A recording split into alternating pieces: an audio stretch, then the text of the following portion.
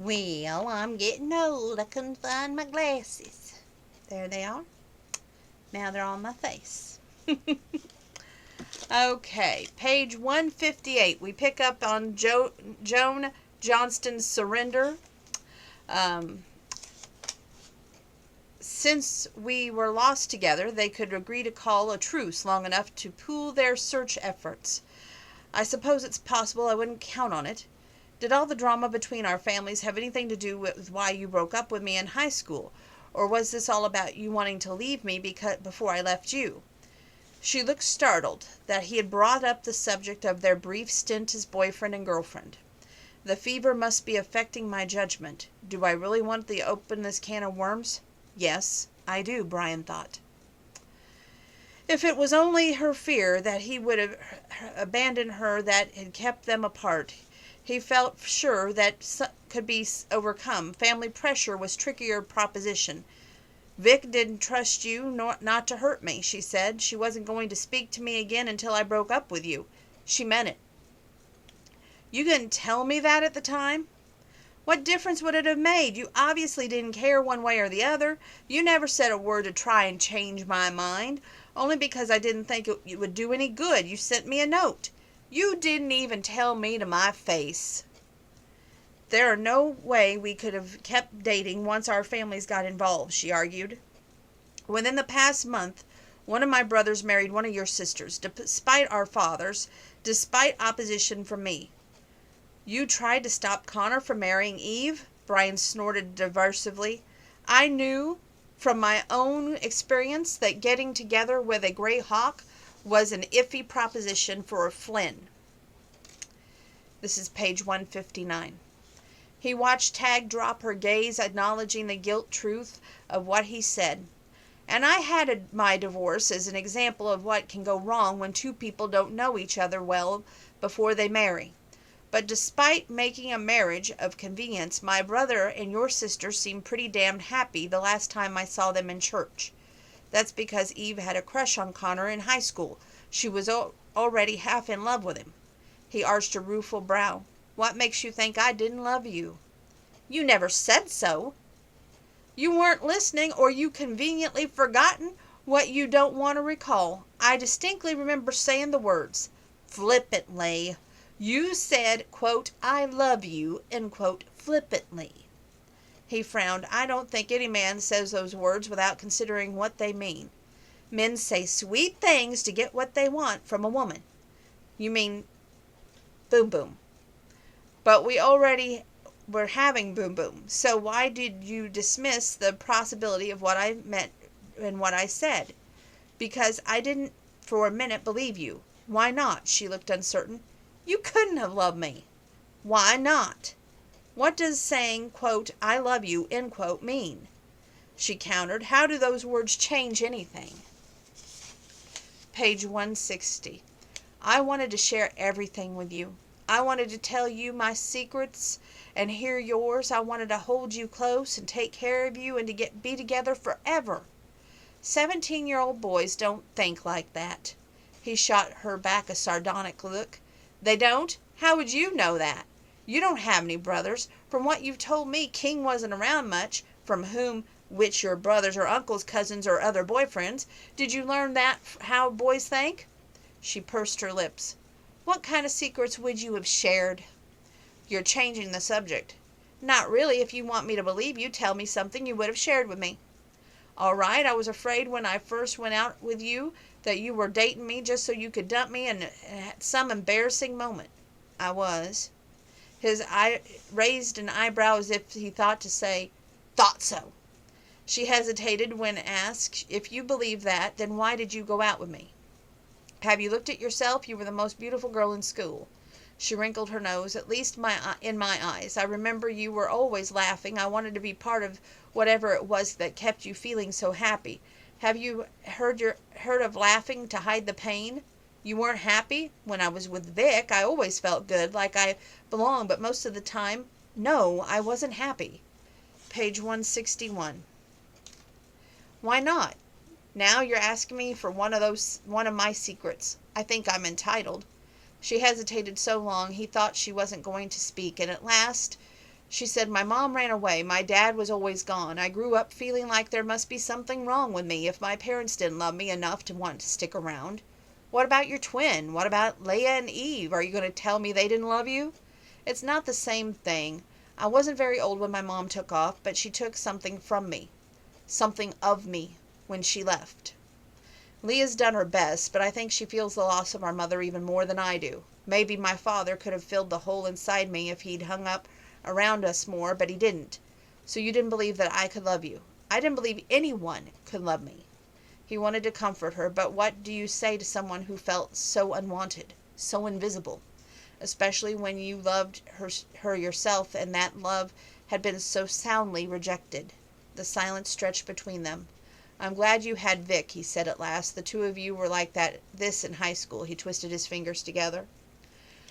She sighed. "For the past 5 years, Vic has been gone from the ranch most of the time, doing whatever she does to save endangered species." "Like salamanders or butterflies?" "Like grizzlies and wolves. She's got a place in Montana I haven't seen." Page 162. "I keep expecting her to invite me to stay with her, but she says she only uses the cabin as a base for travel. She's been giving Matt hell about taking the ranch away from us, but yet she's more upset for Leah's sake and mine, and then even her own. She's only home for a few days at a time before she takes off again. We Skype, we talk on the phone, we text all the time, but it's not the same. Our lives are taking different paths, mine based here and hers in Montana." "So she's rejected you as well?" She shot him a hurt, angry look, but she didn't contradict him. "People think that I'm the outgoing twin, the happy one, but if I am, it's because Vic was always there besides me. I miss her. You should go visit her in Montana, whether she invites you or not." "Maybe I will if we get this out of this alive." She glanced at him and said, "So you really love me?" "Yeah, and I was mad for you. I got pressure from Aiden to break up, but I never would have done it. I never would have kept dating you no matter what he said. I would have kept dating you no matter what he said. There we go. You never gave me the chance." He opened his mouth to tell her what he never really gotten over her, and that he would always regret that what might have been. What would the point be? Their moment had come and gone. Besides, he wasn't sure he could ever trust any woman again, let alone a Greyhawk, especially one who already rejected him once because of her family, and who had already had a terrible fear of abandonment. Page 163. "What if I could keep her close long enough to convince her that I'm not going anywhere?" Brian thought. As they walked through the desolate landscape, the lowering sun at their backs, Brian let himself imagine what it might be like to fall in love with Tag again, to be the one to fill that gaping hole her parents had left inside her, to hear her laugh and know that he was the one who put that radiant smile on her face. The fantasy almost made him forget he was dying. Page 167. "Couldn't have done without it. Aiden's help. Crap. Even if he's still looking, by now he probably thinks I'm dead, and I wouldn't be surprised if he said good riddance and gave up the search. He hates my guts." "I thought you two were close. Why would he hate you?" "It's nothing that concerns you." "Oh, I see. Now that you think that we're going to get out of here, you're clamming up. Spill, Mr. Flynn. What did you do to tick off your brother?" "I don't think I can tell you." "Why not? It concerns your sister." "Which one?" "Leah." "Well, now you have to tell me. What did you guys do?" Page 168. "I bet Aiden that he couldn't get Leah to fall in love with him." "That was a safe bet," Taylor said, settled cross-legged on the sleeping bag that Brian had laid over the bows so he could be warmed by the fire. "You'd have thought so." Brian settled a larger branch on snapping fire and joined her. "Are you telling me Aiden won the bet?" "I don't believe it." "You better believe it. I never once saw Leah with Aiden, and she never mentioned a word about him. How on earth was he able to get her to fall in love with him?" Brian shrugged. "You got me." "All right, so now they're in love," Taylor said. "Why does Aiden hate your guts?" "Because I told Layla about the bet." Taylor felt her stomach twist. "Oh, no, Brian, how could you?" "It was a crappy thing to do, and I regret it. I didn't think that Aiden really cared for her. Leah hadn't let him near her since she found out. Poor, poor Leah." Poor Aiden, you think your sister would have given him a chance to explain. Explain what? That he manipulated her into loving him to win a bet? That the more I think of what the two of you did, the more furious I am for both of you. How could you do that just to hurt Leah like that? If it's any consolation, I think Aiden fell in love with her for real. Page 169. Aiden can plead all he wants. Leah will never, ever trust him again. Well, hell, that makes her sound like a stubborn... Don't go there, Brian. If it isn't Leah's fault, a man she turned out to love to be a liar. And you wonder why I didn't believe that you ever loved me. So we're back to you and me. Taylor huffed out of breath. There is no, quote, you and me, end quote. She opened her mouth to say, and there never will be, but the words wouldn't come. She liked Brian. She always had. If he'd loved her once, maybe he could love her again. But she wasn't going to close the door on a future that included a relationship with him, even if it seemed far-fetched at the moment. We better get some shut-eye, Brian said. Taylor's stomach growled. I've had what amounts to an entire Snickers today, and I'm still hungry. Imagine that, he said sardonically. Just think about how great breakfast will taste on an empty stomach, presuming you catch something with that flimsy trap you made. My snare is a superior example. Shut up, Brian, and go to sleep. Going forward.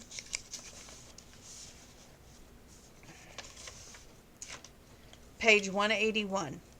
If you get out of this mess, are you really going to pursue Tag? With all this crap, Angus will rain on your head if you get involved with one of King's brats.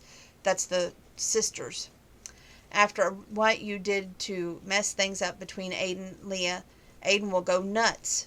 Was he going to let his family dictate who he could and could not love? Both he and Tag had succumbed to family pressure when they were kids. They weren't kids anymore. He liked her. He wanted her. And he was damned well going to find out whether there was any hope that whatever spark that had arsed between them all those years ago could be fanned into a flame.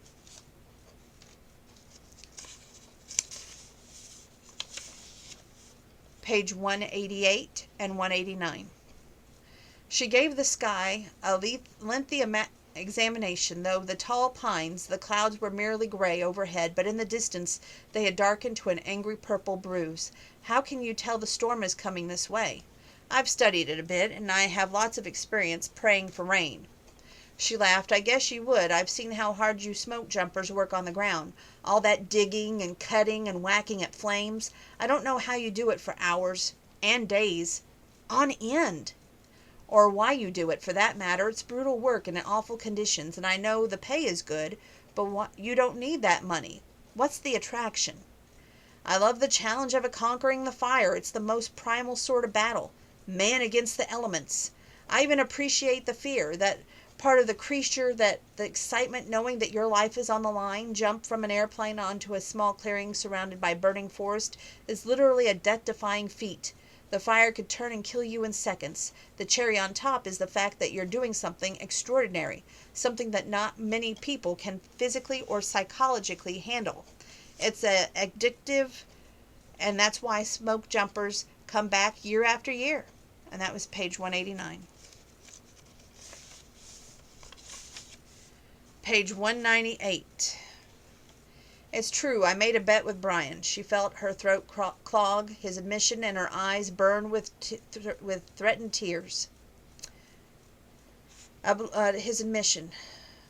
And she would not cry. She already had done too much of that. She lowered her gaze so he wouldn't see the tears that welled up despite her efforts to blink them back. Page 199. I never thought, I didn't realize, he made a disgusted sound. Oh, hell, baby, Her head came up with a surge of anger that made her face flush with heat. Don't you dare call me baby, she snarled. I let you use that word like that to me because I was willing to be coddled like a child by a man that I thought loved me. I'm a grown, thinking, rational human being, not a baby. So don't diminish me by calling me one. She never in her life, before she dated Aiden, allowed herself to be pampered and called silly love names. It had felt too dangerous. If you were a baby, you were necessarily helpless. That was fine if the person calling you that was big and strong and you trusted him to protect you against all threats. After discovering Aiden's deceit, his willing manipulation of her to win a bet with his brother, she felt stupid for believing one of those, quote, awful Flynn boys, end quote, could fall in love with her. Aiden had said and done all that was necessary to get her to fall in love with him, and she'd been so desperate for love that she was willingly surrendered in his embrace. Well, not again. Never again. No matter what he said. Well, she said sarcastically, what's your excuse for lying to me, Aiden? For allowing me to marry you under false pretenses? That's what I'll never understand. How could you allow a bet with your brother to go so far? I thought you loved me. I thought you cared about me. To find out. Her throat was so thick and painful with emotion she couldn't speak. I'm sorry. Page 200. Sorry? She croaked. Oh, God, you're sorry? An apology, it was all true. An apology meant that he'd never loved her. An apology was the worst thing he could have offered her. No. Don't say another word. I can't bear to hear how sorry you are. It's too late. The time for explanations would have been before you made me your wife. No excuse for his betrayal was good enough to deserve her forgiveness now. Leah believed she silenced him. She should have known better. A moment later he gripped her arm and pulled her close enough that she could feel his hot breath on her cheeks. I let it go that far because I fell in love with you. I let it go so far because I couldn't imagine my life without you.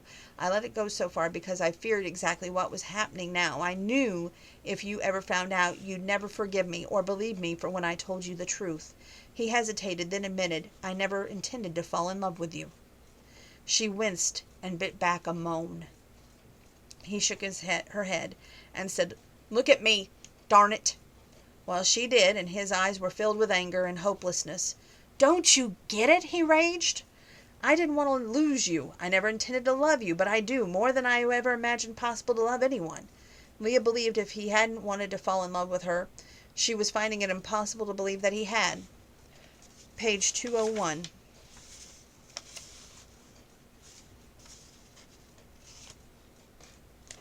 How did this miraculously change in your feelings occur? What exactly, when exactly, and why exactly? He seemed lost for words. She believed it was because he never actually fallen in love with her. He yanked off his ball cap, ran a hand through his hair, and then pulled it back and low. And how the hell do I know when I started loving you? That first kiss, the awful wedding night when you consoled me because the blank was so bad?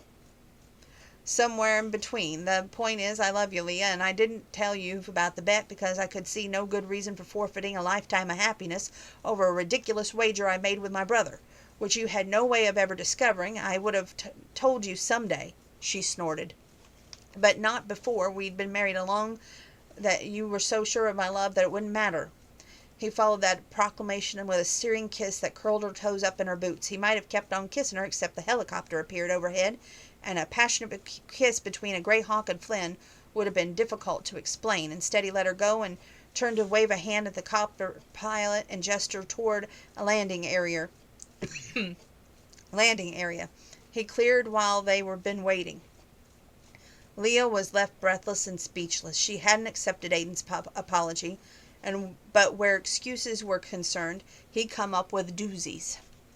I love you more than I ever thought it was possible to love anyone. A man didn't make that statement like that unless he meant it. Leah thought back to her moments in their relationship when Aiden started to speak and then stopped himself, and had aborted efforts been attempts to tell her the truth. Had he really been so afraid that she wouldn't give him a chance to explain? This is page 202. She heaved a sigh, and he'd been right. That was exactly what she'd done. Refused to listen. Refused to hear, quote, the truth, end quote. Even now, she was afraid to believe him. What if he was lying through his teeth? Although, what would be the point of that? Why try so hard to make amends if he didn't want to stay married? If he really wanted to be a scoundrel, why not simply let her get the annulment she'd been planning as soon as there was time? That was another thing. She'd had plenty of time to end their marriage. If that was what she wanted, what had she been waiting for? Was it possible she didn't want the annulment? that she'd been waiting for an explanation from Aiden that would make her feel like the biggest fool alive for falling in love with him? Did she still love him? More to the point, could she ever really truly trust him again?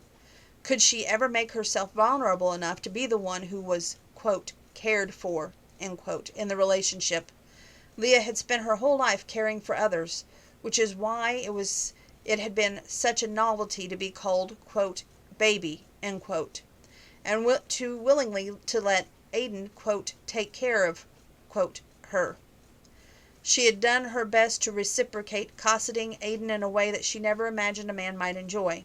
She discovered that allowing someone else to see your faults and foibles could only happen when a person trusted the other enough to be vulnerable in his or her presence.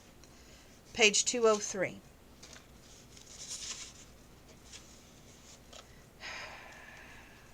She revealed far more to Aiden of her insecurities than she ever told another living soul, which was why his betrayal hurt so much. What if he'd been telling the truth just now? What if he really did love her? Where did they go from here? Nowhere until they found Brian and Taylor. Page 205. Aiden, her heart was caught in her throat, keeping her from speaking, which was a good thing because she had no idea what she wanted to say. As he frequently had in their brief relationship, Aiden came to the rescue. Our problems can wait, Leah. Right now we need to focus on finding Taylor and Brian.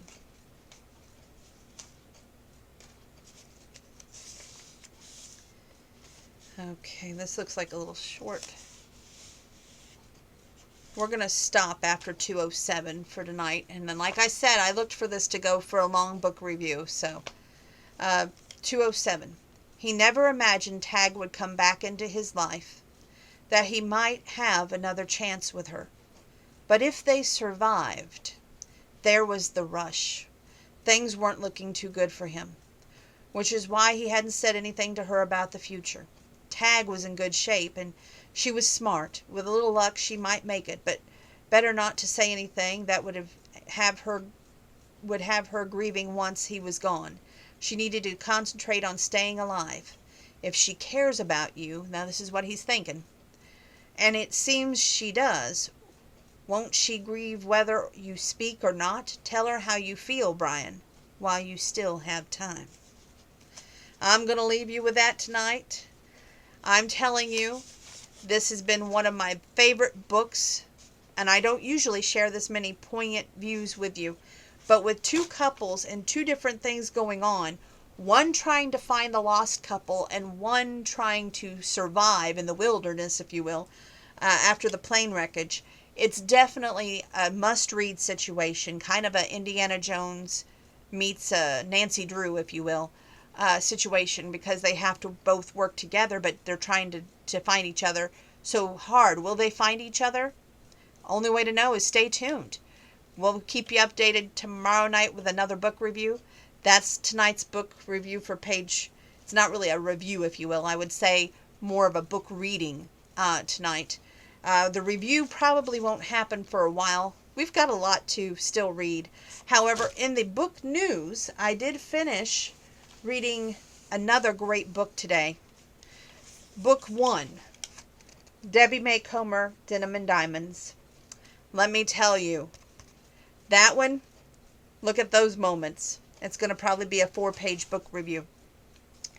I've started reading the second one, which is a Love Inspired by Patricia Davids, and it's called A Military Match. So when I finish that, I expect a lot more paper clips through there, although it's got a slow start for me, and it's not half as good as Debbie May Comer's Denim and Diamonds. So we'll just have to see if that one turns up the heat, if you will.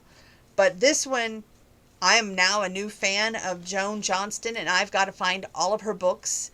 I was so grateful to find this one at Dollar General, and I'm going to keep my eyes open for definitely the first, third, and maybe more books of the King Brat series, hopefully. So stay tuned. Another book reading tomorrow night.